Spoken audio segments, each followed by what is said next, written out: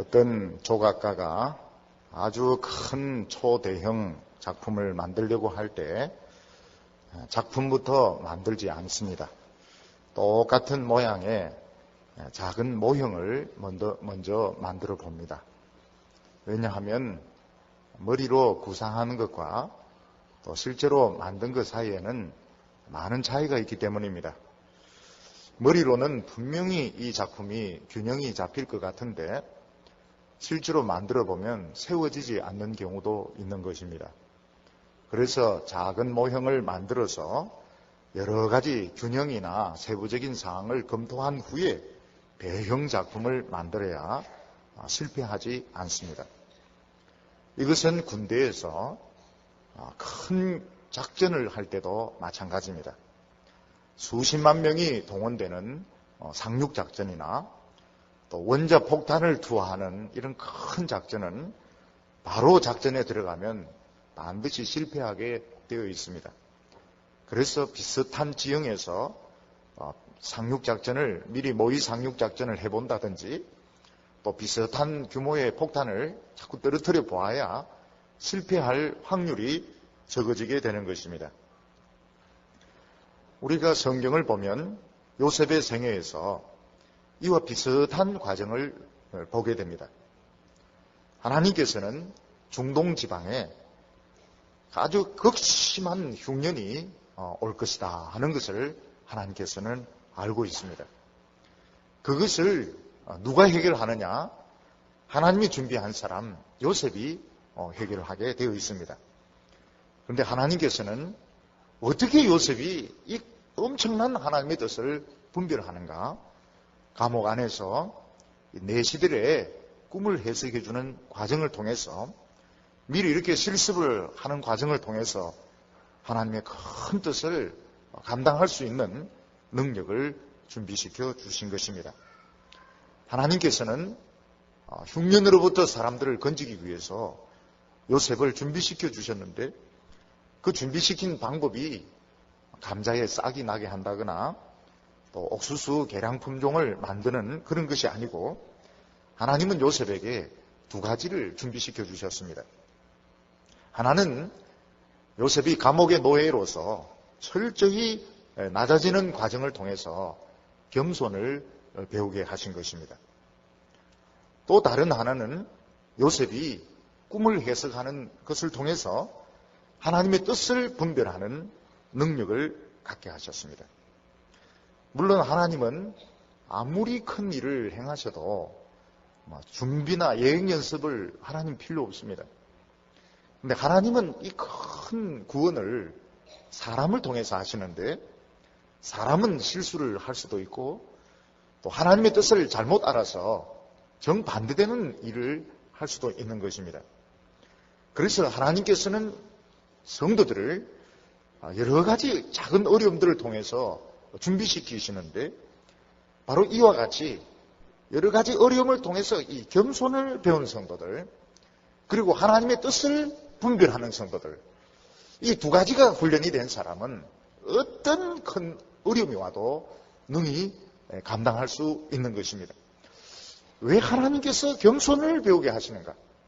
왜 하나님께서 하나님의 뜻을 분별하는 것을 배우게 하시는가? 이것은 우리가 오늘 성경 말씀을 보면 이해를 하게 될 것입니다.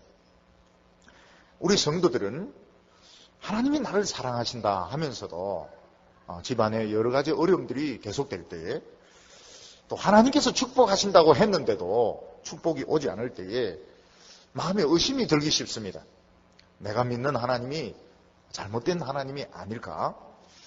또 내가 겪는 이 어려움이 계속될 것 같은 어려움만 계속 겪다가 죽을 것 같은 그런 생각이 들 때가 있습니다. 그러나 그리스도인들의 어려움은 시작이 있듯이 꼭 끝이 있습니다. 그리고 하나님께서는 이런 여러 어려움들을 통해서 겸손을 배우게 하시고 하나님의 뜻을 분별하는 법을 배우게 하셔서 그 연단이 끝났을 때에는 하나님께서 성도들을 높이실 뿐만 아니라 그 지혜로 그 겸손으로 가정 식구들 뿐만 아니라 사회에 있는 많은 사람들까지 건지는 은혜와 축복을 주시는 것입니다. 그래서 우리 성도들은 하나님의 때가 될 때까지 그 작은 영역에서 겸손을 배워야 됩니다. 그리고 하나님의 뜻을 분별하는 법을 배워야 됩니다. 이 두 가지를 딱 가진 사람은, 겸손과 하나님의 뜻을 헤아릴 수 있는 능력을 가진 사람은 어떤 어려움이 와도, 어떤 환난과 어떤 시련이 와도, 어떤 큰 숙제가 와도 능히 감당할 수 있는 것입니다. 할렐루야!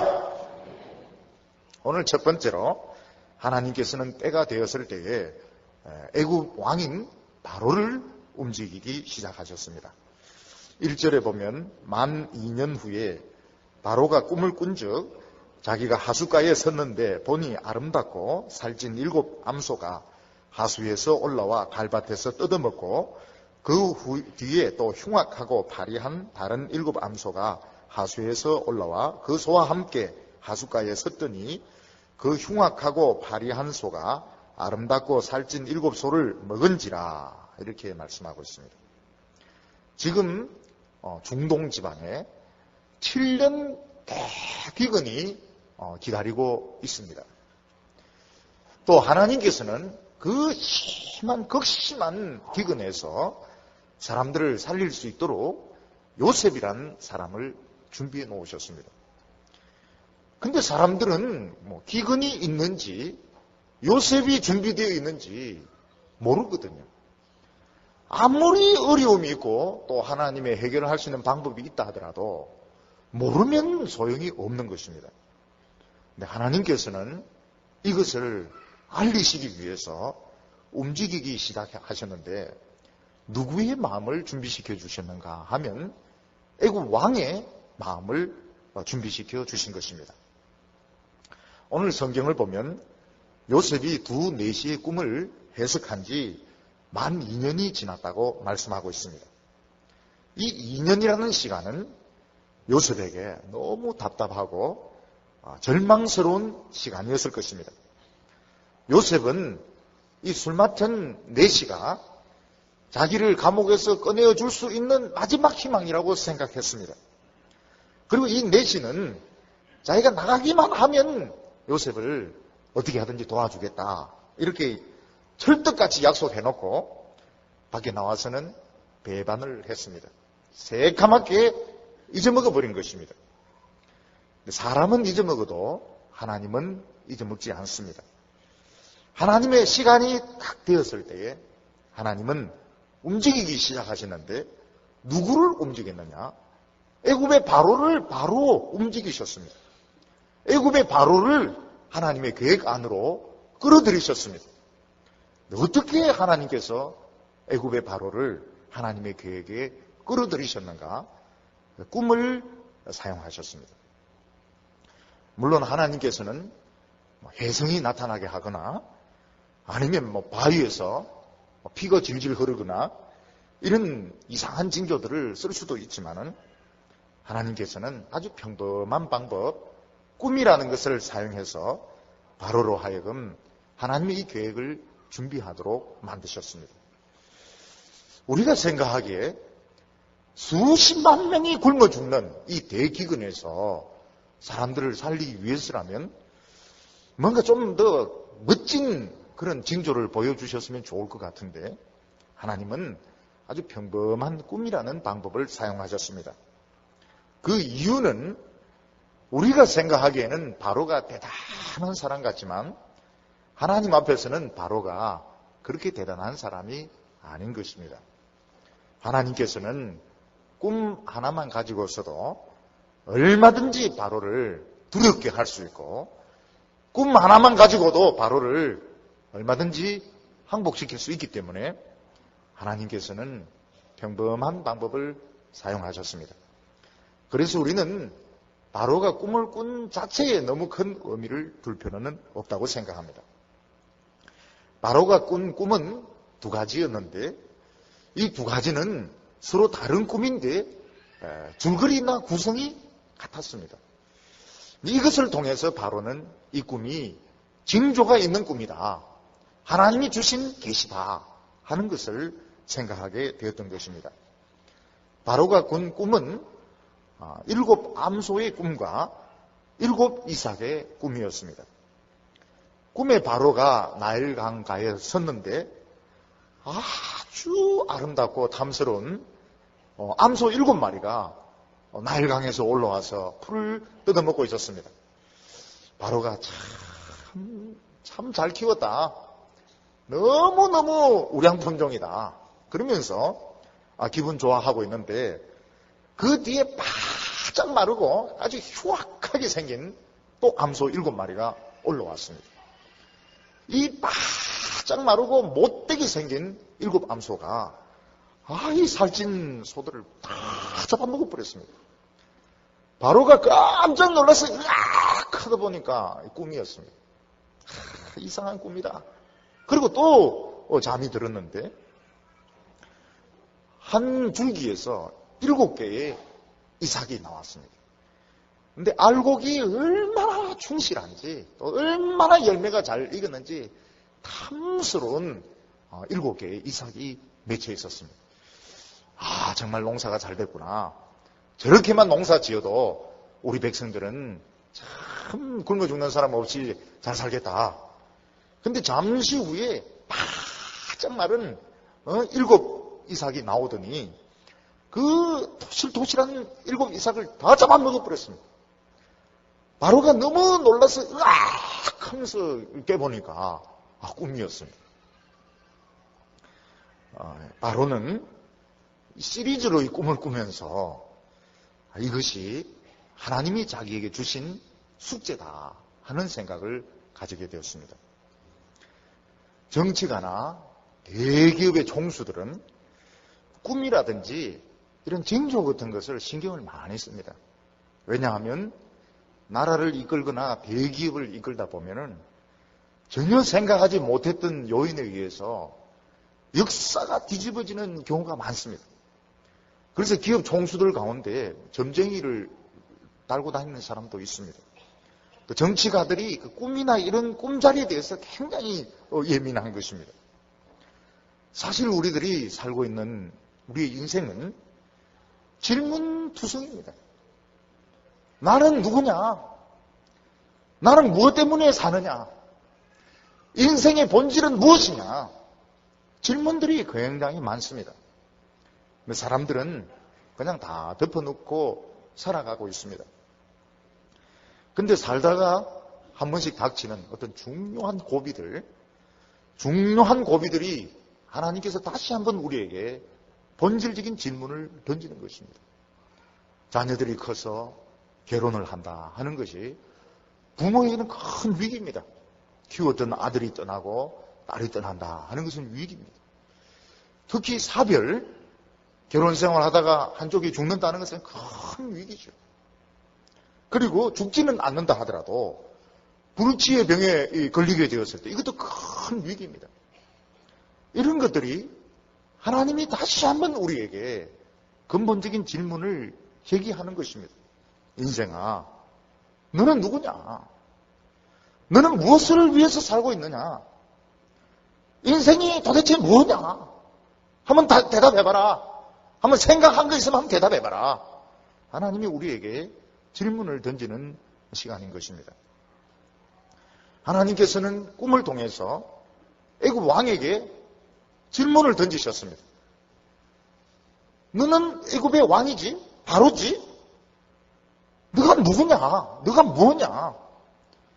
너 나라 앞에, 너 백성 앞에 무엇이 준비되어 있는지 너 알기나 하냐? 한번 생각해봤냐? 너 도대체 왕인데, 너 절대 권력을 휘두르고 있는데 너희들 앞에 있는 운명에 대해서 한번 제대로 생각을 해봤냐? 질문이었습니다.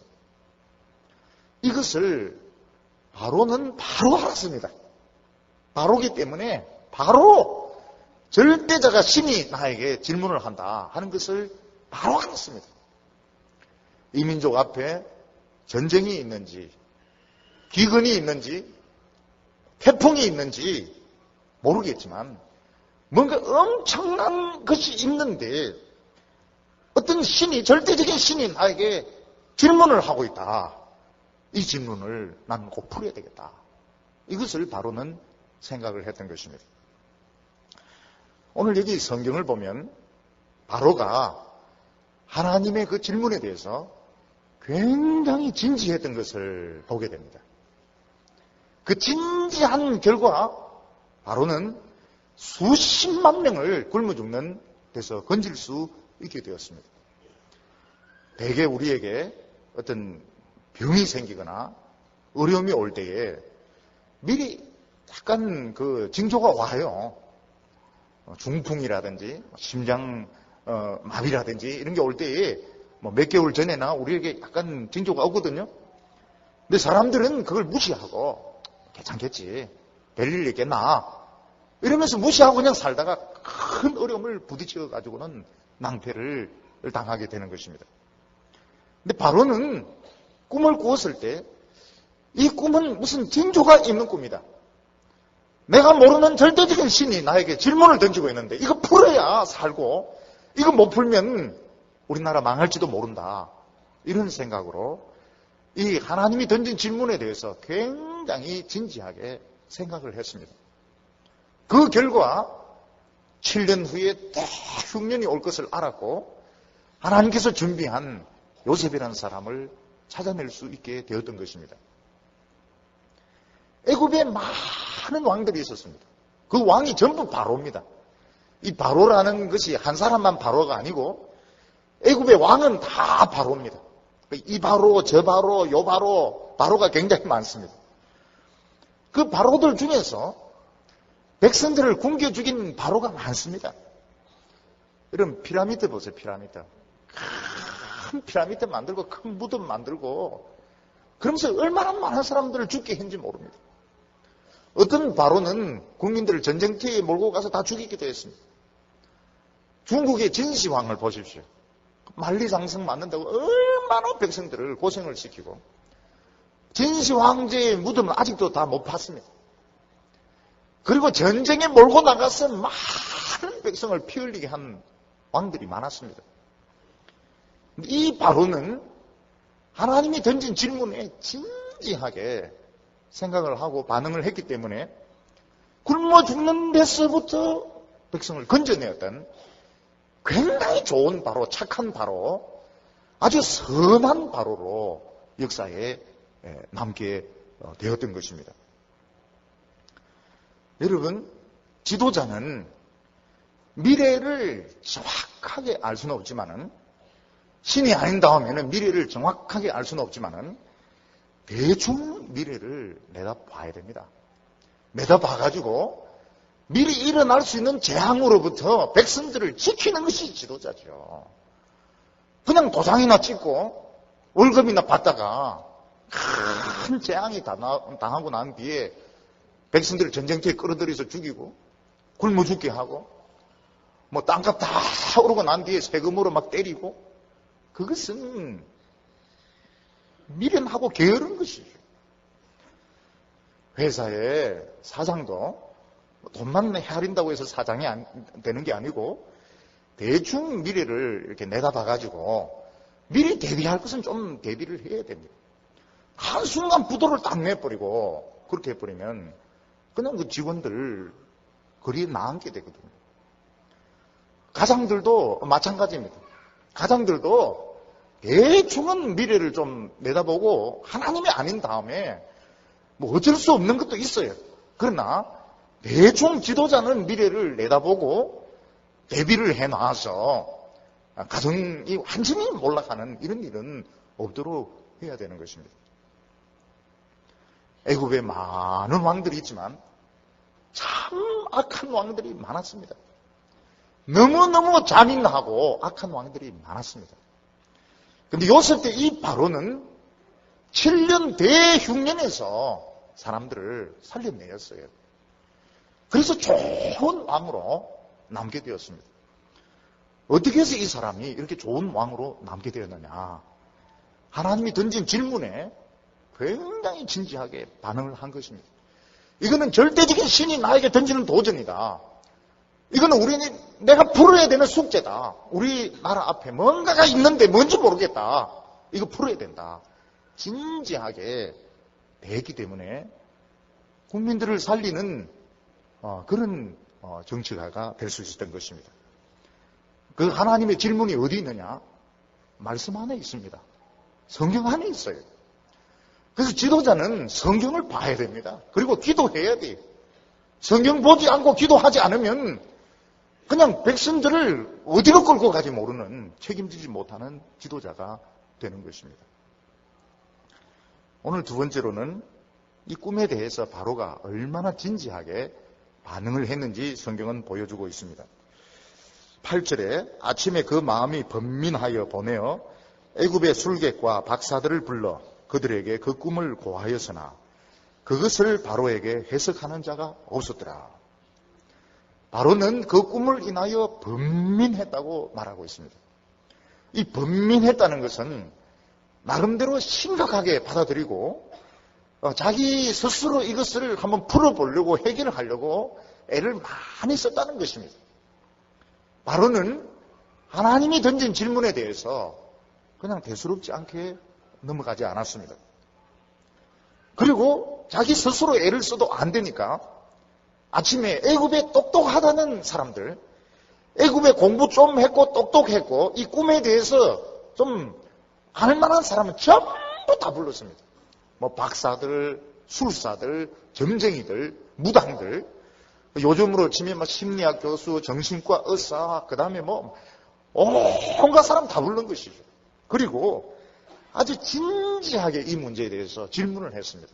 그들에게 제발 이것을 좀 풀어달라, 가르쳐달라. 이것은 내가 꼭 알고 넘어가야 되겠다.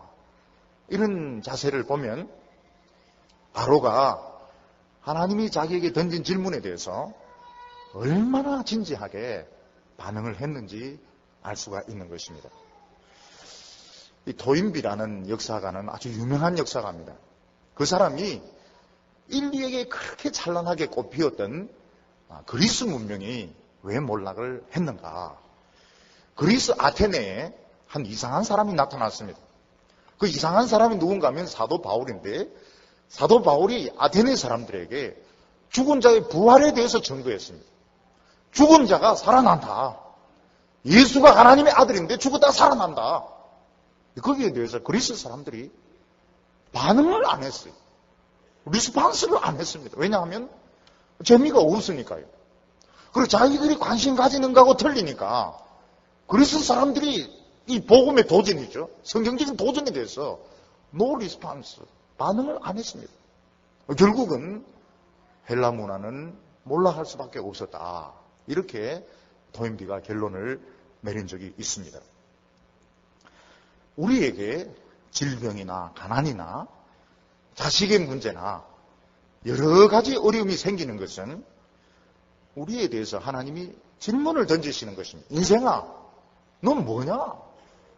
넌 무엇을 위해서 그렇게 분주하게 살아가냐? 그리고 돈 번다고 바쁜데 그 돈 벌어서 뭐 하려고 하느냐? 거기에 대해서 반응을 해야 돼. 반응을 해야 살아날 수 있습니다. 뭔가 있기 때문에 하나님이 질문을 던지시는 거거든요. 바로는 진지했습니다. 누군지 모르는 어떤 절대적인 신이 나에게 던진 이 질문을 나는 풀어야 되겠다. 그래서 일상적인 일을 다 중지하고 이 꿈을 푸는데 집중을 했던 것입니다. 놀라운 것은 무엇인가 하면 애굽의 그 내노라 하는 박사들, 점술가들, 점쟁이들이 아무도 이 꿈을 해석하지 못했던 것입니다. 여러분 한번 생각해 보세요. 꿈의 해석이라고 하는 것은 무슨 공식이 있는 게 아닙니다. 이게 뭐 미분적분이나 삼각함수처럼 공식이 있는 게 아니에요. 꿈의 해석이라고 하는 것은 코에 걸면 코걸이, 귀에 걸면 귀걸이, 그건 자기 멋대로 해석하면 누가 뭐라고 하겠습니까? 어떤 사람이 왕이시여 아주 살찐 소가 먼저 나오고 삐쩍 마른 소가 뒤에 나온 것은 소고기를 먹을 때 살찐 부위부터 먼저 먹으라는 뜻입니다. 저 먼 동양의 한국의 속담에도 아끼면 똥 된다는 말이 있습니다. 이래 해석하면 누가 뭐라고 그러겠어요? 그 참 좋은 해석이다. 그렇게 할 거 아닙니까? 이 정신의 세계나 신앙 세계에 이단이나 사이비들이 굉장히 많습니다. 어떻게 이단이나 사이비들이 그렇게 많이 생기느냐? 정명이 안 되니까요. 정명이 안 되니까 자기 멋대로 짓거리는 거예요. 자기 멋대로 짓거리고 자기 멋대로 씨부리고 짓거리는 거하고 씨부리는 거 같은 겁니다. 근데 사람은 거의 증명이 안 되니까 믿고 따라오는 거거든요. 그러니까 정신의 세계나 신앙의 세계는 아주 엄밀해야 됩니다. 정확해야 돼요. 기독교는 이 교리가 분명해야 됩니다. 근데 사람들은 증명이 안 되니까 막 지 멋대로 이야기하고 돈 받아먹고 지 멋대로 하고도 살아남는 것이 공식이 없거든요. 증명할 길이 없거든요. 근데 놀라운 것은 애굽의 모든 점술가들이 전부 올 100% 입 딱 다물었어요. 아무도 말을 못했습니다. 말해도 되는데 아무도 말을 못합니다. 입이 건질건질한데도 말 못해요. 그 이유는 하나님께서 입을 다 막으셨기 때문입니다. 물론 바로가 너무 진지하게 막 사생결단하고 덤비더니까 이 엉터리 해석했다가는 죽겠구나 그런 생각이 들 수도 있습니다. 전체적으로는 하나님께서 입을 봉하셨습니다.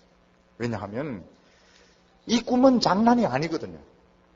이 꿈은 반드시 이루어질 것이며 수십만 명, 어쩌면 수백만 명의 생존이 달린 문제인데 엉터리 점쟁이가 지멋대로 말한다면 큰일 납니다. 하나님께서는 이 흉년에서 사람을 건지고 싶어서 살리고 싶어서 엉터리 점쟁이들 입을 다 털어 막으시고 바로로 하여금 그들의 이야기를 듣지 못하게 했던 것입니다. 요즘 보면은 이 사이비 이단들이 공중 텔레비전을 사용해서 광고를 합니다. 큰 체육관 같은데 사람들을 막 구름대같이 모아놓고 막 가르치고 그럽니다. 그런데도 어떤 사람은 안 가요. 왜냐하면 하나님께서 마음속에 확신을 주시거든요. 이건 아니다. 이건 엉터리다.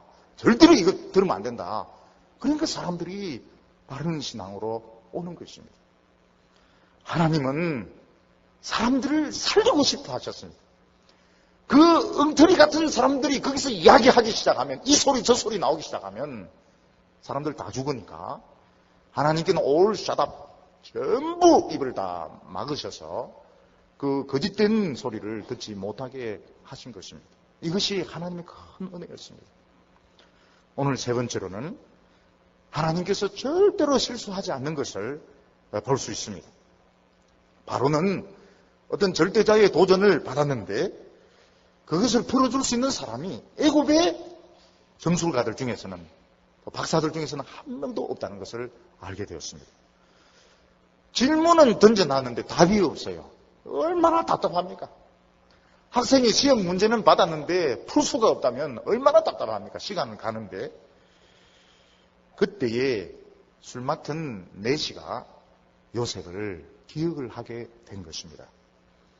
9절부터 보면 술 맡은 관원장이 바로에게 고하여 가로되 내가 오늘날 나의 허물을 추억하나이다. 바로께서 종들에게 노하사 나와 떡 굽는 관원장을 시위대장의 집에 가두셨을 때에 나와 그가 하룻밤에 꿈을 꾼즉 각기 징조가 있는 꿈이라. 그곳에 시위대장의 종된 히브리 소년이 우리와 함께 있기로 우리가 그에게 고하매 그가 우리의 꿈을 풀 때 각인에게 해석하더니 그 해석한 대로 되어 나는 복직이 되고 그는 매어 달렸나이다. 바로의 술 맡은 내시는 요셉에게 철떡같이 약속을 했습니다. 내가 나가기만 하면 너를 도와주마. 나가자마자 배반했어요. 잊어먹었습니다. 잊어먹을 리가 없어요. 귀찮으니까 새까맣게 잊어먹어버린 것입니다. 그런데 오늘은 왕에게 말을 하지 않을 수가 없습니다. 내가 오늘날 나의 허물을 추억하나이다. 왜 그렇습니까? 꿈 때문에 애굽이 지금 팍 뒤집혀져 있습니다. 그리고 지금 바로가 굉장히 이 꿈 때문에 지금 고민을 하고 있습니다. 애굽의 전체가 이 꿈 때문에 난리인데 자기가 감옥에서 봤던 이 히브리 소년, 이 사람 이야기 안 하면 신이 자기를 죽일지도 모르겠다. 이런 두려움이 생겨서 하기 싫은데도 바로에게 이 소년의 이야기를 할 수밖에 없었던 것입니다. 하나님께서 하시는 일이 얼마나 놀라운가 하면 거짓말 하려는 그 점술가들의 입은 다 막아버리고 말하기 싫어하는 이 내시의 입은 또 열어서 말하게 하셨습니다. 기억이 안 나는 것을 기억나게 하셨습니다. 기억해! 너 반드시 기억해라. 기억하고 말해야 된다. 그래서 내시는 말하고 싶지 않은데 환경에 떠밀려서 결국은 요셉을 이야기할 수밖에 없게 되었던 것입니다. 이 모든 것이 하나님이 하시는 일입니다. 우리가 사람만 의지한다면 너무너무 불안합니다. 사람은 너무 자주 잊어버리고 변덕이 죽겠듯 합니다. 그런데 하나님은 틀림없습니다. 하나님은 잊어버리거나 실수하는 거 없으시고 말 못할 사람은 입을 다물게 하시고 말해야 될 사람은 기억해! 반드시 기억해! 말해! 어떻게 하든 입을 열어서 하나님의 백성을 알리도록 하신 것입니다. 14절에 보면 드디어 요셉이 감옥에서 나오게 됩니다. 이에 바로가 보내어 요셉을 부르매 그들이 급히 그를 옥에서 낸지라. 요셉이 곧 수염을 깎고 그 옷을 갈아입고 바로에게 들어오니 갑자기 사람들이 몰려와서 수염을 깎기 시작합니다. 모욕을 시키기 시작합니다. 요셉은 수염 깎아놓고 이제 죽이려고 하는구나. 빼뱉기 놓고 이제 죽이려고 하는구나. 이 죽이는 것이 아니고 당당하게 바로 앞에 서게 된 것입니다. 요셉은 모르고 있었지만 요셉이 감옥에서 나와서 바로 앞에 서기까지 하나님이 얼마나 많은 일을 하시는지 모릅니다. 2년 전에 이 내시들이 요셉의 감옥에 들어가게 하신 분도 하나님이십니다. 바로에게 꿈을 주신 분도 하나님이십니다. 애굽에 있는 모든 마술사들, 점술가들의 입을 막으신 분도 하나님이십니다. 기억하지 않으려고 애를 쓰고 말하지 않으려고 하는 이 내시의 입을 억지로 열어서 요셉의 이야기를 하게 하신 분도 하나님이십니다. 이것을 볼 때에 참 하나님이 얼마나 우리에 대해서 신경을 쓰고 계시며 얼마나 우리를 위해서 모르는 가운데 많은 일을 하시는가. 그래서 우리는 하나님께 감사드리지 않을 수 없습니다. 우리가 기억하고 있는 하나님의 은혜는 빙산일각입니다. 빙산일각. 빙산이 바다 위에 올라 있는 부분이 이 부분이라면 밑에 10배 되는 덩어리가 있습니다. 우리가 이게 하나님의 은혜구나 하고 깨닫는 것은 10분의 1밖에 안 돼요. 물 밑에서 눈에 보이지 않는 거기서 하나님이 얼마나 많은 일을 하시는지 모릅니다. 그리고 요셉은 감옥에서 나오거든요. 요셉이 깨달은 것은 수염 깎은 것밖에 없어요. 그냥 수염을 싹 밀어버립니다. 그리고 죽이려고 하는구나. 그러나 요셉이 수염을 밀게 되기까지 얼마나 하나님께서 많은 일을 준비하시고 많은 일을 인도하셨는가. 이것을 생각할 때에 참 하나님은 신실하시다. 그리고 우리가 함부로 하나님을 원망할 수 없어요. 우리는 하나님의 은혜에 거의 모릅니다. 99%를 우리 모르고 있어요. 그리고 그냥 1% 가지고 기뻐하고 1% 가지고 실망하고 이러는데 우리 모르는 가운데 하나님은 우리를 위해서 많은 일을 준비하시고 많은 일을 행하시는 하나님이십니다. 우리가 신앙생활을 하면서 모든 일을 두고 기도하는 것이 좋습니다. 왜냐하면 세상에서 정상적으로는 하나님의 일이 이루어지지 않습니다. 정상적으로는 요셉이 감옥에서 나올 가능성이 제로입니다. 제로. 1%도 아니고 제로입니다. 정상적으로 그냥 내버려 두면 요셉은 절대로 감옥에서 못 나옵니다. 거기서 썩고 죽어야 돼요. 하나님께서 많은 준비를 하시고 이루시기 때문에 요셉은 감옥에서 나오게 되고 크게 바로를 위해서 사용하게 된 것입니다. 그래서 우리는 정상적으로는 이 세상이 하나님의 뜻대로 안 되는구나. 그래서 사람의 욕심대로 되지 않도록, 사람의 이기심대로 되지 않도록 우리가 기도를 많이 할 필요가 있습니다. 오늘 여기 보면 요셉의 그 길고 긴 환란이 끝났습니다. 형들에게 배반당해서 노예로 끌려오고 또 감옥에 들어가고 그것도 강간 미수범으로 들어가고 이 모든 환란이 끝났습니다. 그러고 나서 요셉은 바로 왕 앞에 서서 왕의 스승으로서 7년 뒤에 있을 대흉년의 수십만 명, 수백만 명을 살리는 그런 정책가로서 나타나게 된 것입니다. 오늘 성경이 우리에게 무엇을 말합니까? 하나님께서는 장차 있을 큰 어려움으로부터 우리 가족들과 우리 이웃들을 살리기 위해서 우리 성도들을 준비를 하십니다. 하나님은 요셉을 엘리트로 준비한 것이 아니고 인생 밑바닥에 내려가는 훈련을 하게 하셨습니다. 왜냐하면 이론적인 진리로는 사람을 살리지 못하거든요.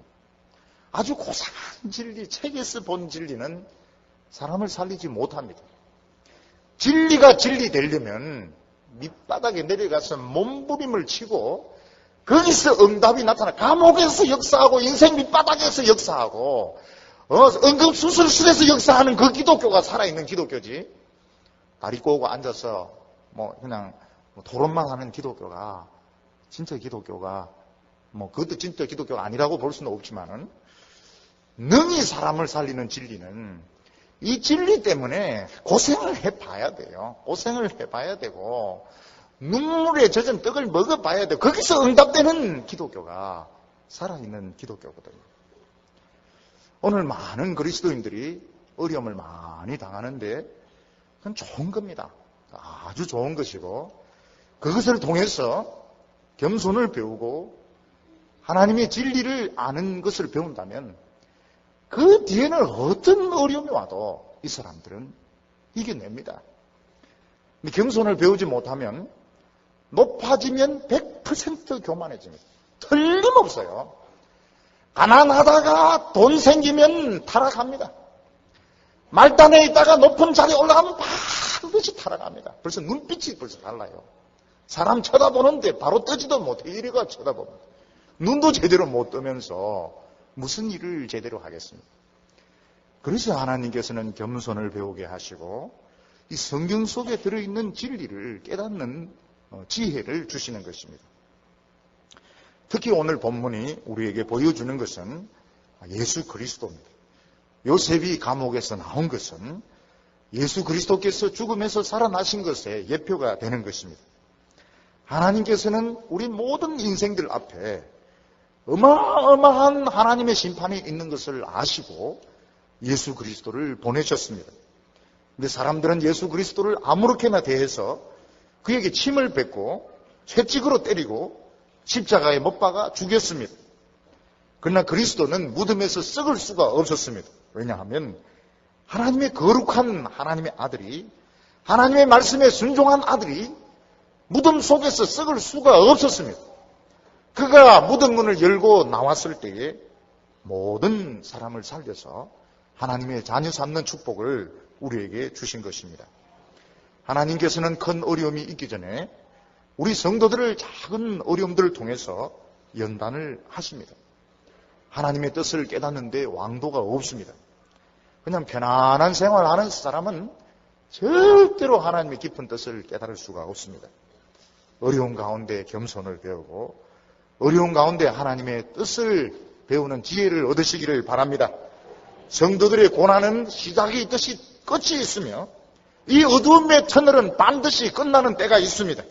그때 요셉처럼 일어나서 가족을 구원하고 민족을 건지는 복된 성도들 되시기를 축원합니다.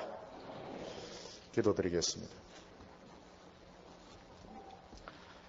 거룩하시고 자비로우신 아버지 하나님, 장차 있을 하나님의 무서운 진노의 심판에서 우리를 건지시기 위해서 예수 그리스도를 보내어 주심을 감사합니다. 또 주위에 있는 많은 사람들을 건지기 위해서 고난으로 말씀으로 우리 성도들을 준비시켜 주심을 감사합니다. 하나님 아버지, 우리는 하나님의 은혜의 1%밖에 알지 못합니다. 물 밑에서 하나님은 99%의 많은 일들을 우리를 위하여 행하심을 믿사옵나이다. 두려워하지 말고 주님을 끝까지 신뢰함으로써 하나님의 귀한 뜻을 이루어드리는 성도들 다 되게 하여 주시옵소서. 예수님의 이름으로 기도하옵나이다. 아멘. 요즘 우리나라 직장인들이나 사업하시는 분들이 경제가 너무 어렵다, 이런 말씀을 많이 하십니다. 또 걱정되는 것은 이 어려운 경제가 언제까지 지속될는지, 또 어느 선까지 내려가게 될는지 아무도 예측할 수 없는데 어려움이 있습니다. 그런데 우리나라 경제가 늘 이렇게 어려웠던 것만은 아닙니다. 우리나라 경제가 도약할 수 있는 절호의 찬스들도 여러 번 있었습니다. 그런데 그 좋은 시절에 우리나라 국민들이나 기업가들은 방만한 경영이라든지 또 비싼 소비재를 수입해서 흥청망청 산다든지 또는 부실 기업의 문제에 휩쓸려 가지고 좋은 기회는 놓치고 지금 대단히 어려운 처지에 있게 되는 것입니다. 오늘 읽은 성경 말씀은 요셉 당시 애굽에 장차 14년 동안 어떤 일이 있을 것인지 요셉이 예견하고 또 그 어려움을 믿음으로 잘 대비함으로써 많은 사람들을 살리는 내용을 보게 됩니다. 요셉은 앞으로 14년이 대단히 중요한데 앞에 7년 동안은 큰 풍년이 들어서 사람들이 먹을 것을 걱정하지 않고 풍족하게 살 것이라고 예언을 합니다. 그리고 그 7년의 풍년이 끝난 다음에 7년 대흉년이 오게 될 텐데 그 흉년이 얼마나 심한지 거의 대부분의 사람들이 굶어 죽는 아주 비극적인 재앙이 될 것이다, 이렇게 예견을 했습니다. 요셉은 장차 있을 일을 정확하게 내다보았고 그것을 잘 대비함으로써 나라를 살리고 또 민족을 살리는 큰 일을 감당했던 것입니다. 요셉의 원리는 간단한 것이었습니다. 성경적으로 볼 때에 앞으로 분명히 큰 어려운 환란이 오는데 지금 먹고 살만할 때, 풍족할 때에 어려운 환란 때를 대비하자 하는 것이었습니다. 사람들로 하여금 돈이 많다고 해서 흥청망청 쓰게 하지 않았고 양식이 남아돈다고 해서 쌀 막걸리를 만든다든지 버린다든지 이렇게 하지 않았고 열심히 모아서 어려운 때를 대비하니까 결국은 이 흉년을 잘 견디게 된 것입니다. 현재 우리나라는 정치적으로나 경제적으로 계속적으로 표류를 하고 있습니다. 이 큰 배가 방향을 잃고 표류하고 있는데 이 암초와 부딪히면 그냥 공멸하고 마는 것입니다. 이럴 때에 요셉과 같은 통찰력을 가진 지도자, 요셉과 같은 지혜를 가진 믿음의 사람이 얼마나 필요한가. 오늘 참으로 크리스찬이 필요한 때구나 하는 것을 느끼게 되는 것입니다. 오늘 첫 번째로 성경은 요셉이 이 바로의 꿈을 아주 정확하게 해석하는 것을 보여줍니다. 요셉이 감옥에서 나왔을 때에 바로는 요셉에게 자기 꿈을 자세하게 설명을 해 주었습니다. 요셉은 그 꿈에 기초해서 차근차근하게 해석을 하는 것을 보게 됩니다. 요 앞에 17절부터 보면 바로가 요셉에게 이르되 내가 꿈에 하숫가에 서서 보니 살지고 아름다운 7 암수가 하숫가에 올라와 갈밭에서 뜯어먹고 그 뒤에 또 약하고 심히 흉악하고 파리한 7 암소가 올라오니 그같이 흉악한 것들은 애굽 땅에서 내가 아직 보지 못한 것이라. 그 파리하고 흉악한 소가 처음에 7 살찐 소를 먹었으나 먹은 듯 하지 아니하여 여전히 흉악하더라. 오늘 여기 보면 요셉의 그 해석에 2가지 특징을 보게 됩니다. 하나는 무엇인가 하면 이 바로가 자기의 그 꿈을 그대로 요셉에게 또 설명을 하고 요셉은 딴 것을 기초로 하지 않고 그 꿈에 기초를 해서 하나님의 뜻을 알아내는 것입니다. 성경을 이야기나 재미로 읽으려고 하는 사람들에게 가장 걸림돌이 되는 부분이 무엇인가 하면 같은 내용을 똑같이 반복해서 몇 번씩 말씀하는 것입니다. 우리는 텔레비전이나 영화 같은 거 볼 때에 내용이 빨리빨리 진행되는 것을 좋아합니다. 한 이야기를 또 하고 또 하고 또 드라마도 보여줬던 내용을 또 보여준다면 아마 사람들은 금방 실증을 느껴서 그런 드라마나 영화는 보지 않으려고 할 것입니다. 그런데 성경은 그렇지 않습니다. 오늘 읽은 이 바로의 꿈 이야기는 이 앞에도 똑같이 나왔던 것이고 이 글을 읽는 독자들은 이미 이 내용을 다 알고 있습니다. 그럼에도 불구하고 성경은 했던 이야기를 똑같이 반복해서 또 하고 또 하는 것입니다. 바로 이 점이 성경이 드라마나 이야기와 다른 점입니다. 우리가 성경을 읽어보면 지루할 정도로 했던 이야기를 반복해서 또 합니다. 오늘 본문도 그렇고 또 출애굽기에 가보면 성막을 짓는데 하나님께서 이렇게 지으라고 말씀하셨다. 그래 그대로 했다 이러면 되는데 이렇게 했는데 이렇게 지었다. 아니, 이하동문이 얼마나 좋습니까? 이하동문. 하나님이 이렇게 말씀하시는데 그대로 지었다 이러면 되는데 그렇게 하지 않고 똑같이 반복해서 이렇게 지었다 이렇게 말씀하고 있는 것입니다. 그 이유가 무엇인가 하면 하나님의 말씀은 단순한 드라마나 이야기가 아니고 아주 중요한 사건이며 반드시 성취되어야 될 하나님의 명령이기 때문에 그런 것입니다. 예를 들어서 우리는 드라마의 재방송은 별로 좋아하지 않습니다. 그런데 여객기가 김해공항에서 옆에서 빗나가면서 추락했다. 그러면 그 사진은 10번씩 20번씩 보여줍니다. 홍수가 나가지고 도로가 끊어지고 차들이 댐으로 떨어졌다. 그 사진은 여러 번씩 10번씩 20번씩 보여줍니다. 그 이유는 이게 이야기가 아니고 실제로 일어난 일이며 이 사건이 많은 사람들에게 영향을 주고 있습니다. 그래서 아무리 그 사진을 보았고 또 그 그림을 보았다 하더라도 또 아직도 봐야 될 사람이 많고 궁금해하는 사람들이 많고 그 뒤에는 어떻게 되었는지 가족들이나 주위 사람들이 알고 싶어 하기 때문에 보여준 화면을 또 보여주고 하는 것입니다. 하나님께서 말씀하신 것이나 지시하신 것은 단순한 이야기가 아닙니다.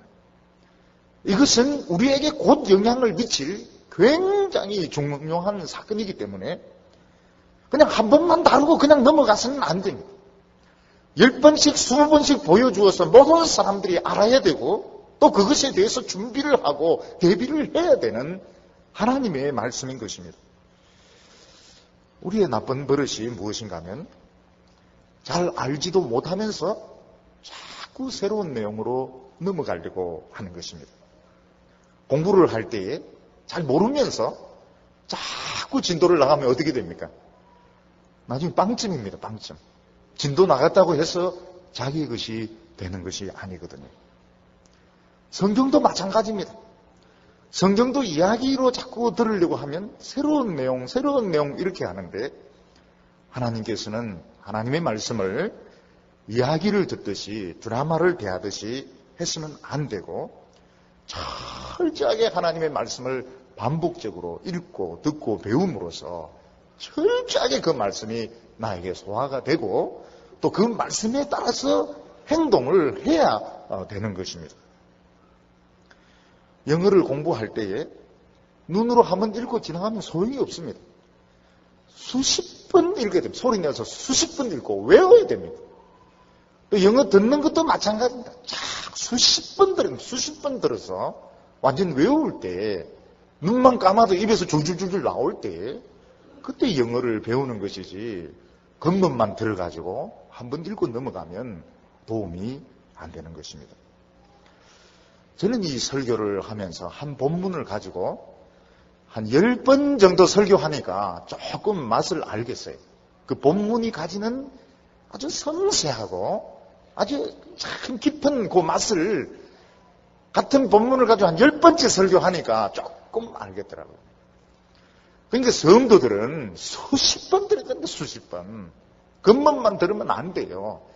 철저하게 성경적이 되기 위해서 반복해서 반복적으로 하나님의 말씀을 듣고 연구를 하고 그냥 입만 벌리면 줄줄줄 나올 정도가 돼야 성경적인 삶을 살 수 있는 것입니다. 전에 어떤 분 보니까 설교를 듣고 테이프를 가져갔는데 몇 번을 들었냐 하니 60번을 들었다. 60번. 같은 거를. 그러니까 입만 벌리면 줄줄줄 나오는 거예요. 그때 자기가 그 말씀이 가지는 그 맛을 알겠더라 하는 거예요. 그 맛을 알겠더라. 그래서 신앙생활 할 때에 겉멋만 들어가지고는 안 됩니다. 그냥 자꾸 귀만 즐겁게 하는 그런 설교를 들으면 한 발자국도 나갈 수가 없어요. 자꾸 기초를 다져야 되고 그게 그냥 마음속에 새겨져서 밤에만 꿈을 꿔도 성경적인 내용을 꿈을 꾸고 이야기할 때도 성경이 나오고. 근데 보통은 어떻습니까?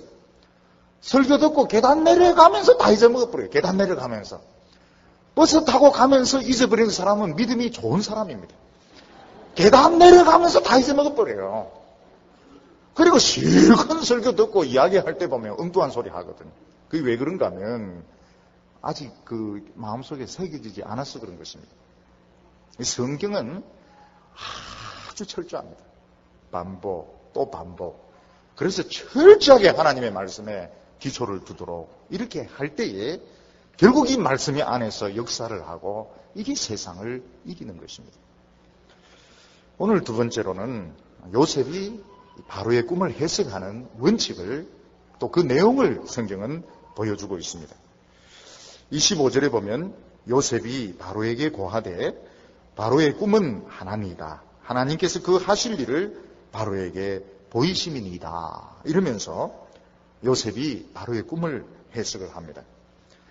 오늘 성경에서 요셉이 바로의 꿈을 해석하는데 몇 가지 중요한 원칙을 보게 됩니다. 그 첫째가 무엇인가 하면 요셉은 이 바로의 꿈을 해석하기 위해서 엑스타시 상태에 빠지려고 하지 않았다는 것입니다. 이 당시의 점술가들이나 꿈을 해석하는 박사들은 정상적인 상태에서는 신의 계시를 받을 수 없다. 이런 생각을 가지고 있었습니다. 그래서 그들은 신의 계시를 알아내기 위해서 자기 자신을 자꾸 엑스타시 상태에 모라의 경지에 집어넣어서 아주 극도로 흥분된 상태에서 신의 계시를 알아내었습니다. 그러니까 정신을 잃은 상태에서 신의 뜻을 알아내니까 내용이 모호합니다. 이럴 수도 있고 저럴 수도 있고 그런 내용들이었습니다. 그런데 여기서 요셉은 아주 정상적인 상태에서 뭐 흥분이 된다든지 기절을 한 상태에서 신의 뒷받친 상태에서 하나님의 뜻을 해석한 것이 아니고 건전한 지각을 사용해서 하나님의 뜻을 알아낸 것이 특징입니다. 사람들이 어려운 일이 생기면 자꾸 현실에서 도피를 하려고 합니다. 그래서 우리나라 경제가 어려우니까 사람들이 술을 얼마나 많이 마시는지 우리나라가 술 소비량이 세계 1위가 되었습니다. 자랑스럽지 못하죠. 근데 뭐 젊은이들만 술 마시는 게 아니고 여성들도 술을 마시고 사람들이 술을 가지고 걸어가지는 못하지만 그 배에 넣어가지고 다니는데 엄청나게 술을 마십니다. 왜 그렇습니까? 어려우면 어려울수록 자꾸 도피하려고 그러거든요. 지금 학생들은 이 게임하는 수준이 정말 위험한 수준입니다. 공부하기 싫으니까 귀찮으니까 자꾸 그 사이버 세계, 게임 세계에 자꾸 몰두하거든요. 그러면 어려움이 해결되느냐? 하나도 해결 안 됩니다. 오히려 점점 적응할 수 있는, 현실에 적응할 수 있는 능력만 상실해 가는 것입니다. 그렇지 않들은 어떤 어려움이 오더라도 기절하면 안 돼요. 절대로 기절하거나 정신을 잃거나 하면 안 되고 맨정신으로 똑바로 맨정신을 가지면 내 가지고 있는 이성과 믿음으로 다 이겨낼 수 있습니다. 하나님께서 우리에게 주시는 어려움은 맨정신으로 내 가진 믿음으로 전부 다 이겨낼 수 있습니다. 그래서 집에서 도망가서 밖으로 돌아다니거나 술을 의지하거나 영화에 빠지거나 게임에 빠지거나 이런 식으로 해서 현실 도피를 하는 것이 문제 해결이 아닌 것입니다. 똑바로 그냥 문제를 직시하고 그냥 바로 대하면 풀리게 되어 있습니다. 오늘 여기 보면 요셉이 영어로 말하면 텍스트죠. 텍스트를 굉장히 중요시하는 것을 보게 됩니다. 이 텍스트가 뭔가 하면 바로가 이야기한 그 꿈을 교재로 삼아서 그 텍스트에 아주 충실하게 해석을 하는 것을 보게 됩니다. 이것이 나중에 이 강해 설교에 굉장히 중요한 원리입니다. 보통 사람들은 그 꿈 이야기를 들으면 비슷한 다른 사례와 비교해서 설명을 하려고 합니다. 바로가 이런 꿈을 꿨다면 최근에 다른 왕들 중에서 이런 꿈을 꾼 사람은 있는가? 또 귀족들 중에서 비슷한 꿈을 꾼 사람이 있는가? 암소는 안 나오더라도 개 꿈을 꾼 사람은 없을까? 또 염소 꿈을 꾼 사람은 없을까? 그래서 비교해서 해석을 하려고 하는데 요셉은 이것은 하나님의 계시고 말씀이다. 텍스트에 아주 충실하게 해석을 하니까 문제가 풀리게 되었습니다. 하나님의 말씀은 말씀을 가지고 해석을 해야지 자신의 경험이나 세상적인 철학을 섞어버리면 결국은 바로 해석이 되지 않습니다. 왜냐하면 하나님의 말씀이 희석되어 버리기 때문에 아주 묽어져 버리기 때문에 명확한 말씀이 나오지 않는 것입니다. 오늘 여기 세 번째로 요셉의 해석의 특징을 보면 세부적인 사항에 매달리지 않고 전체적인 그림을 먼저 딱 그렸습니다. 전체적인 그림을 그리고 세부적인 사항으로 들어가니까 명확하고 분명하게 해석이 되어진 것입니다. 바로의 꿈이 무엇인가 하면 아주 살찐 7 암소가 나오고 말란 암소가 나오고 살찐 그 토실토실한 이삭이 나오고 또 말란 이삭이 나왔다. 이렇게 할 때에 요셉은 큰 그림을 먼저 딱 그렸습니다. 살찐 암소와 토실토실한 이삭은 같은 겁니다. 말란 암소와 말란 이삭은 같은 것입니다. 같은 것이 반복적으로 나왔으면 핵심은 7년 똑같은 것이 2번 나오지만 실제로는 같은 것이다. 그렇게 해석하면서 살찐 암소와 아주 잘 익은 이삭은 7년의 풍년이고 말란 암소와 아주 마른 형편없는 이삭은 7년 흉년인데 왜 이것이 2번 나왔느냐? 이것은 하나님이 확정한 것이고 빨리 시행하려고 결심한 것이기 때문에 2번 반복해서 나온 것이다. 전체적인 그림이 딱 나와버리니까 해석하는데 굉장히 쉬웠던 것입니다. 그림을 그릴 때에 잘 그리는 사람들을 보면 항상 전체적인 밑그림을 그려놓습니다. 어떤 사람은 전체적인 얼굴도 안 그리고 속눈썹부터 막 그립니다. 근데 이 속눈썹부터 그리니까 이 그림이 되지 않거든요. 이 해석을 잘못하면 알았다 하더라도 풍년 들고 흉년 들고 풍년 들고 흉년 들고 이게 계속 반복되는구나 이렇게 생각해도 제대로 해석이 되지 않는 것입니다. 요셉은 큰 것끼리 2개 딱 묶어서 하나고 작은 것끼리 하나 딱 묶어서 이거 하나고 그리고 왜 이게 반복적으로 나왔느냐? 전체적인 밑그림을 딱 그려버리니까 그 다음에 세부적인 해석을 하는 것은 굉장히 쉬웠던 것입니다. 마찬가지로 요한계시록에도 보면은 분명히 교회를 위로하기 위해서 요한계시록에 말씀을 주셨는데 그 내용을 읽으면 위로가 안 됩니다. 왜냐하면 7 인을 뗄 때도 재앙이 오고 7 대접 재앙도 나오고 7 나팔 재앙도 나오고 이러기 때문에 위로를 받으려고 계시록을 읽다가 굉장히 그 두려움과 공포를 느끼게 되는 것입니다. 그런데 요한계시록의 메시지도 분명합니다. 그 당시 사람들은 로마야말로 인류가 걸어갈 종착역이다. 이 세상에서 로마보다 법이 더 잘 되어 있고 문화가 뛰어나고 잘 사는 나라가 없고 평화의 시대가 없었거든요. 그래서 로마는 인류 역사의 끝이다. 설사 그리스도가 오신다 하더라도 로마 황제보다 더 평화를 우리에게 주겠느냐 이런 생각을 할 때에 성경은 그런 소리 하지 마라. 로마가 끝이 아니고 로마 뒤에도 역사는 계속된다. 전염병도 생기고 전쟁도 일어나고 기근도 일어난다. 그런 가운데서도 주님은 교회를 통해서 택한 백성을 다 구원하신다. 교회는 승리한다. 그 메시지인데 이걸 이 각도에서도 보여주고 저 각도에서도 보여주고 이런데 이걸 해석을 잘 못하면 재앙만 계속 오는 것처럼 이해하게 되는 것입니다. 오늘 많은 사람들이 문제를 풀지 못하는 이유가 전체적인 밑거림 없이 인생을 살아가기 때문에 그렇습니다. 전체적인 그림을 가지고 이렇게 살아나가야지 흔들리지 않고 좌로나 우로나 치우치지 않는데 그냥 눈앞에 있는 이익에 급급해서 한 사람이 뭐라고 하면 이쪽으로 쏠리고 저 사람이 뭐라고 하면 저쪽으로 쏠리고 이러니까 굉장히 불안하게 살아가는 것입니다. 왜 전체적인 밑그림이 안 나오느냐? 중요한 것이 욕심을 부리지 못해서 그렇습니다. 요것도 쥐고 싶고 저것도 쥐고 싶고 모든 거 다 가지고 싶으니까 자꾸 작은 것에 사람의 마음이 뺏겨서 작은 것에 목숨을 거니까 전체적인 밑그림이 나오지 않는 것입니다.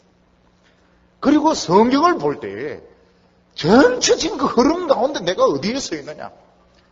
하나님의 구원의 역사 가운데 우리 교회는 어디에 서 있고 우리 시대는 어디에 있고 내가 해야 될 것은 무엇인가? 이 밑그림이 나와야 되는데 전체적인 성경의 시각이 없이 그냥 나에게 유익한 말씀, 축복의 말씀, 재미있는 말씀, 성공 사례들 거기에 매달리니까 전체적인 밑그림이 나오지 않는 것입니다. 좋으신 하나님만 배우니까 안 좋은 하나님이 나타날 때는 어떻게 해야 될지 몰라요.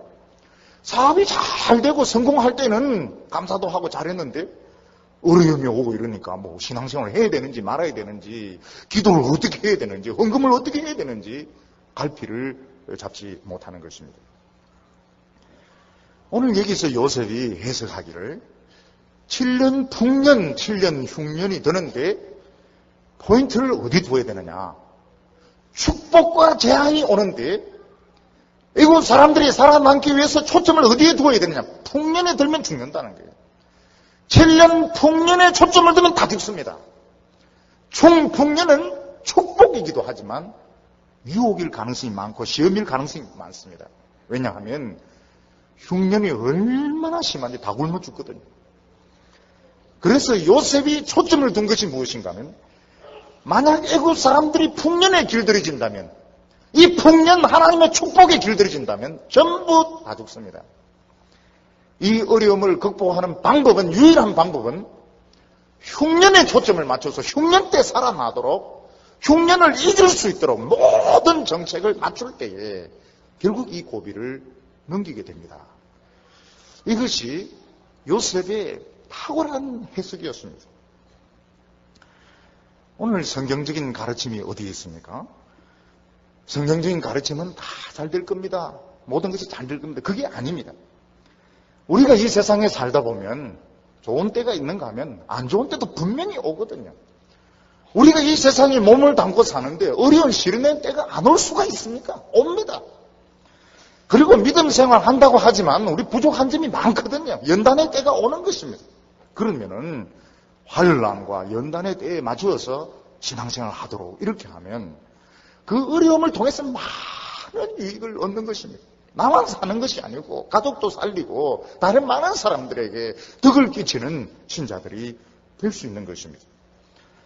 우리나라의 어려움이 어디 있습니까? 미래에 대해서 명확하게 비전을 제시해주는 지도자가 없었다는 것입니다. 오늘 눈물로 씨를 뿌리면 반드시 미래에 기쁨으로 단을 거둡니다. 이 설명을 하는 사람이 없어요. 1년에 집값이, 전세값이 1,000만 원 뛰고 집값이 1억이 뛰니까 누가 직장생활 하려합니까? 누가 땀을 흘려가면서 10원, 20원 모으려고 합니까? 그러니까 전부 다 쉽게 잘 사는 방법을 택하는 것이거든요. 젊은 사람부터 시작해서 노인에 이르기까지, 젊은 청소년에 이르기까지 고생하면서 씨를 뿌리지 않습니다. 그냥 요행만 잡으면 잘 사니까요. 한평생 먹고 살 수 있는 돈이 생기니까요. 모든 국민이 그런 마음을 가지는데 그 나라가 안 망한다면 정상이 아니죠. 모든 사람들이 그런 심보를 가지고 있는데 땀 흘리지 않고 애쓰지 않고 그냥 한꺼번에 그냥 노력하지 않고 떼돈 벌어서 잘 살려고 하는 나라가 자세히 있다면 그게 정상이 아니죠. 지도자들 중에서 그런 비전을 제시해주는 사람이 없은 거예요. 그러니까 돈 생길 때는 막 씁니다. 돈 생길 때 막 씁니다. 쌀 남으면 쌀 막걸리 막 해가 우리 막 술 마시고 죽자. 우리 술 마시고 죽자. 결국은 안 망하면 이상한 것이죠. 교회도 마찬가지입니다. 부흥되니까 뭐 잘 될 것이다. 헌금은 계속 들어올 것이다. 그래서 막 쓰는 거예요. 막 쓰는 것입니다. 그냥 돈 쓰고 보자. 그리고 좋으신 하나님입니다. 무조건 좋으신 하나님입니다. 결국은 안 좋은 하나님 나타날 때 그러면 신앙생활 어떻게, 신앙 버려야죠. 어떻게 합니까? 요셉이 바로에게 한 이야기가 무엇인가 하면 흉년을 보면 여러분들 다 죽습니다. 핵심은 흉년에 있습니다. 흉년에 모든 초점을 맞춰서 정책을 쓰세요. 그러면 살아남을 수 있습니다.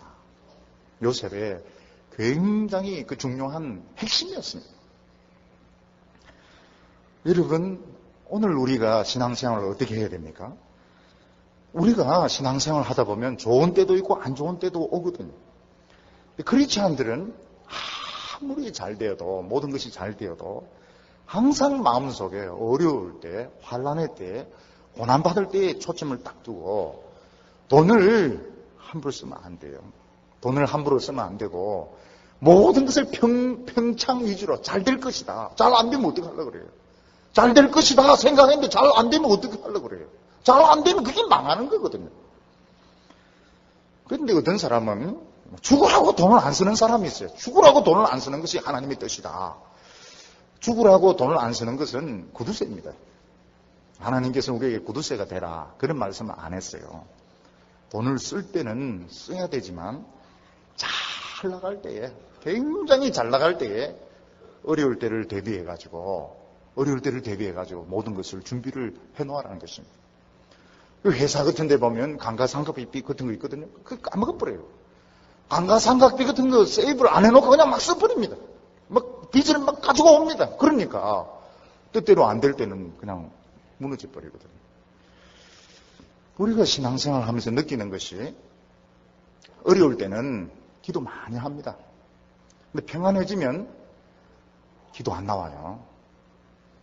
칼빈이 한 유명한 말이 무엇입니까? 배가 부르니까 기도는 안 나오고 트름만 나오더라. 그런 말을 했는데 평안하면 기도 안 해요.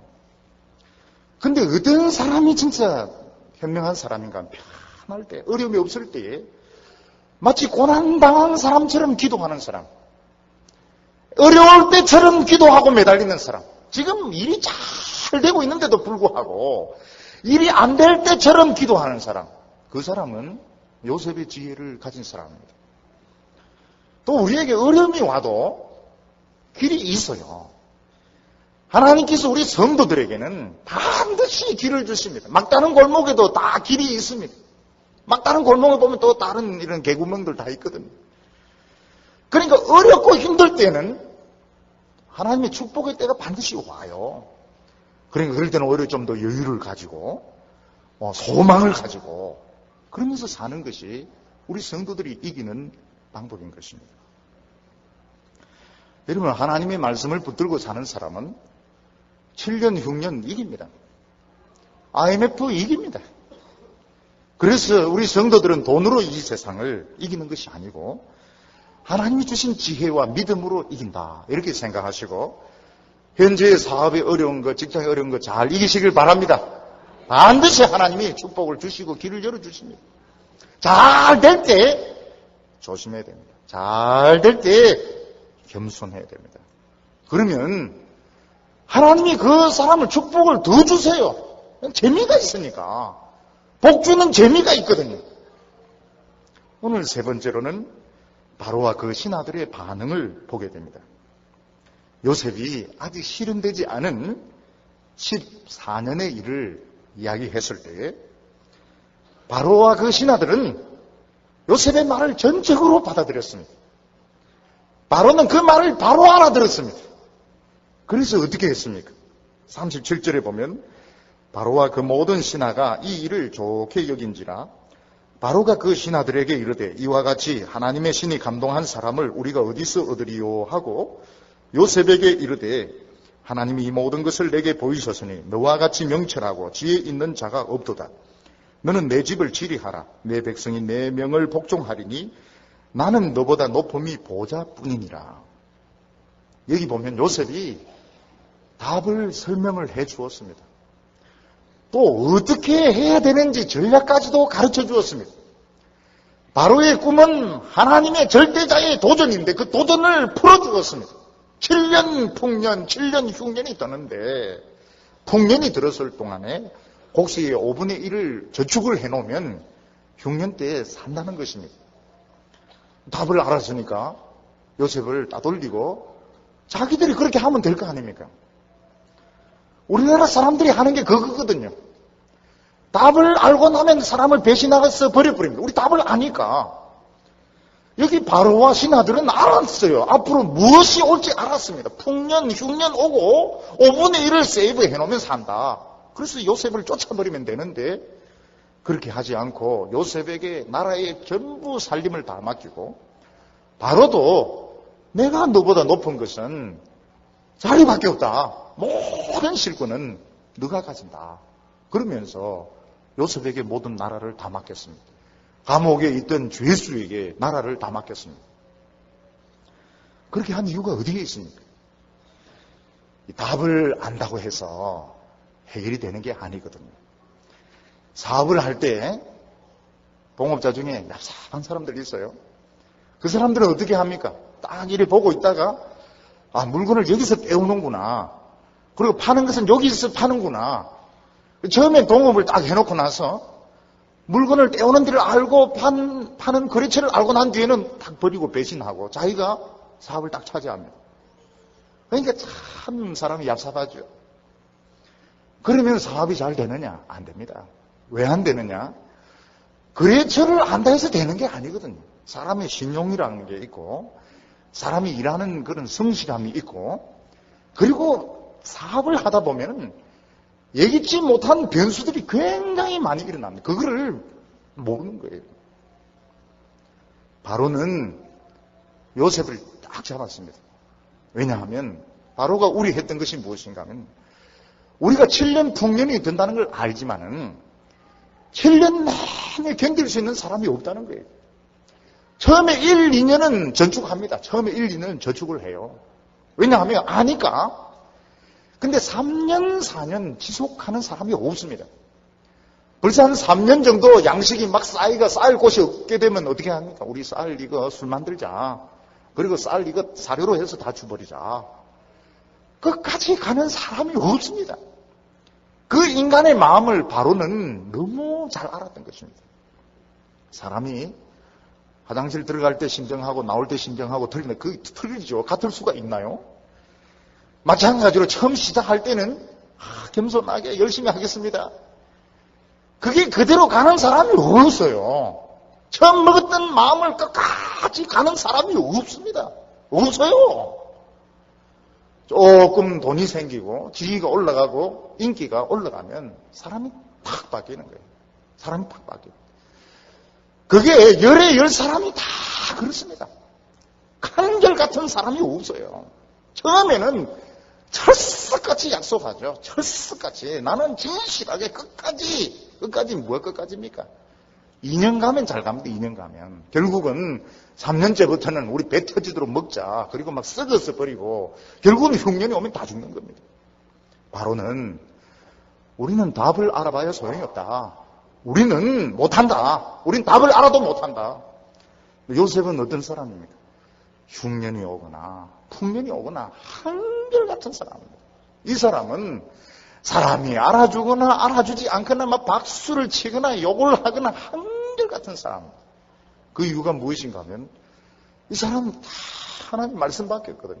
하나님의 말씀이 헌신을 했어요. 그러니까 뭐 직책이 총리든 말단이든 중요하지 않은 것입니다.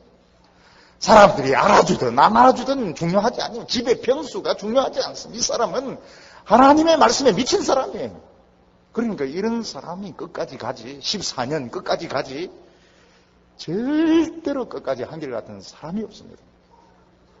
이것을 보고 바로는 당신이 이 나라를 지켜줘야 된다. 당신같이 하나님의 지혜에 충만하고 진실한 사람 어디 있느냐. 그래서 자기도 왕으로서의 권리를 포기했어요. 나도 너 시키는 대로 할 테니까 당신이 나라를 맡아서 이 사람들을 살려달라. 이것이 바로가 부탁한 것이었습니다. 여러분, 교통사고 났을 때에 손으로 그 손잡이 잡으면 될 것 같죠? 절대로 안 돼요. 벨트 매야 돼요. 벨트 매야 돼요. 이거 잡으면 이거 부러질 버립니다. 내 생각으로는 버티면 될 것 같은데 그 힘에 손 잡는 거로 소용이 없습니다. 벨트 매야 돼요. 마찬가지로 머리로 하는 것과 실제로 하는 것은 엄청난 차이가 있습니다. 머리로는 요래요래 하면 될 것 같지만 막상 부딪혀보면 수많은 변수들이 일어나고 변화가 일어나는데 더 강하고 든든한데 잡아매지 않으면 다 날아갑니다. 오늘 우리에게 필요한 것은 참으로 요셉과 같은 이 한결같은 사람, 돈에 왔다 갔다 하지 않고 명예에 왔다 갔다 하지 않고 끝까지 하나님의 말씀과 하나님께 충성된 이 사람이 오늘 우리나라의 문제를 풀어나갈 수 있는 사람이라는 것입니다. 사랑하는 성도 여러분, 우리 성도들은 날리면 안 됩니다. 가벼워가지고 날리면 안 돼요. 누가 뭐 좀 알아주면 막 신바람 나서 돌아다니고, 누가 좀 알아주지 않으면 막 입이 막 뭐같이 나와가지고 불평하고, 이게 사람이 가벼운 거거든요. 가벼우면 아무것도 안 돼요. 묵직해야 됩니다. 묵직해야 돼요. 그럼 묵직하다고 해서 뭐 많이 먹는다 해서 묵직한 게 아니거든요. 몸은 무거운데 가벼운 사람 많습니다. 여러분, 바울이 한 말이 무엇입니까? 나는 부한데도 익숙하고 빈곤한데도 익숙하다. 사람이 돈이 많으면 아무도 교만하게 돼 있습니다. 막 그들먹을 부려요. 얼마나 잘난 체 하는지 모릅니다. 눈 뜨고 볼 수 없을 정도로 잘난 체 합니다. 좀 살만하면. 그리고 좀 어려우면 그냥 죽는다고 난리예요. 막 죽는다고 이상 오만상을 다 찌푸려가지고 죽는다고 난립니다. 근데 사도 바울은 나는 풍부한데도 처하고 빈곤한데도 처한데 나는 다 괜찮다. 이 사람은 어렵다고 해서 비참해지지도 안 하고 돈이 있다고 해서 막 잘난 체 하지도 않고 어떻게 그렇습니까? 이 사람 목표가 딴 데 있었거든요. 하나님의 말씀에 목표가 있었거든요. 그리스도를 아는 지식이 이 사람에겐 제일 중요했거든요. 그러니까 어떤 바람이 와더라도 끝까지 바로는 자신의 믿음을 지킬 수 있었던 것입니다. 오늘 사랑하는 성도 여러분, 오늘 성경이 우리에게 말씀하고 있는 것이 무엇인가 하면 성경을 굉장히 중요시해라는 것입니다. 텍스트를 굉장히 중요시해라. 성경에 기초를 두지 않은 모든 부흥은 오래 가지 않습니다. 20년, 30년 가지를 않아요. 이 성경에 기초를 두지 않은 모든 부흥의 역사들, 모든 축복들, 그리고 모든 문화나 예술이 20, 30년 안 갑니다. 뿌리 다 뽑혀버려요. 그만큼 이 하나님의 말씀이 중요한 것입니다. 그리고 어려움이 왔을 때에 또 일이 잘 될 때도 한결같으려면 딴 데 목표를 둬야 됩니다. 하나님을 알아가는 것이 목표가 되고 성경을 붙들고 사는 것이 목표가 될 때는 왔다 갔다 하지 않아요. 왔다 갔다 하지 않아요. 사람이 여론에 따라서 밀리지 않습니다. 사람을 만족시키려고 하는 사람들의 결과가 비참합니다. 끝에 가서 얘는 얘대로 쓰고 용은 용대로 쓰고 비참하게 망하게 되어 있습니다. 사랑하는 성도 여러분, 일이 잘 될 때에, 모든 일이 잘 될 때에 늘 그 어려운 고난을 생각하시고 늘 기도하시고 하나님의 말씀을 붙들고 인내하고 또 어려움이 왔을 때에 분명히 하나님께서 길을 열어주시고 축복해 주신다 하는 믿음을 가지고 어려움을 잘 견디시고 또 다른 사람도 구원하는 성도들이 되시기를 축원합니다. 기도드리시겠습니다. 거룩하시고 자비로우신 아버지 하나님, 지혜의 말씀으로 저희들을 일깨워 주심을 감사합니다. 우리가 하나님 앞에서 참으로 묵직한 사람이 되어서 사람의 여론이나 기분에 따라서 좌우되지 말게 하여 주시고 하나님의 뜻에 따라서 끝까지 충성하는 성도들 되게 하여 주시옵소서. 지금 이렇게 어려울 때에 낙심하지 말게 하여 주시고 하나님의 말씀 속에 길이 있음을 깨닫고 끝까지 인내하게 하여 주시며 세상이 알아주고 축복해주고 일이 잘 될 때에 절대로 교만하지 말고 어려울 때를 생각하면서 한결같은 믿음으로 충성하는 성도들 되게 하여 주시옵소서. 예수님의 이름으로 기도하옵나이다. 아멘.